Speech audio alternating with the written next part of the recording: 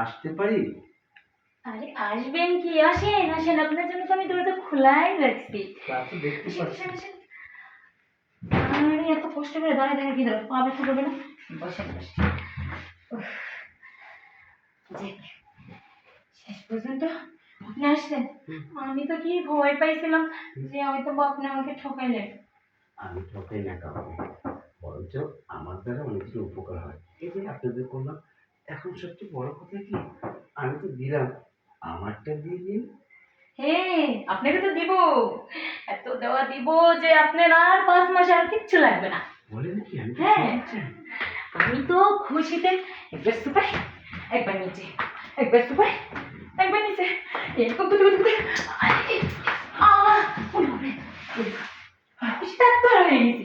আপনি যে আমাকে এত দেওয়া দিবেন আমি কখনো ভাবিনি। আসলে কি জানেন, আমার স্বামী এত দিন ধরে কাজ করে কিচ্ছু করতে পারেনি, আর আমার একটু ভালোবাসে এত কিছু আমি পেয়ে যাবো আমি ভাবতেও পারিনি। আমি আমি আর থাকতে পারছি না। কেন? যা দিন তাড়াতাড়ি দিন। এত ডলাডুলি আর এত কষাকষির পর কি একটা পুরুষ মানুষ ও, থাকতে পারে? দিয়ে দেবো, সব দিয়ে দেবো, সব নিয়ে নেবো।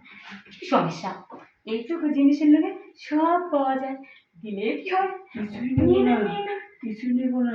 সব আমি দিয়ে যাবো আপনাকে। সব থাকবে আপনার। কেমন? খালি আমি দিয়ে যাবো। আরে এত সময় লাগে না, গেই ভাই ফালাই দেন।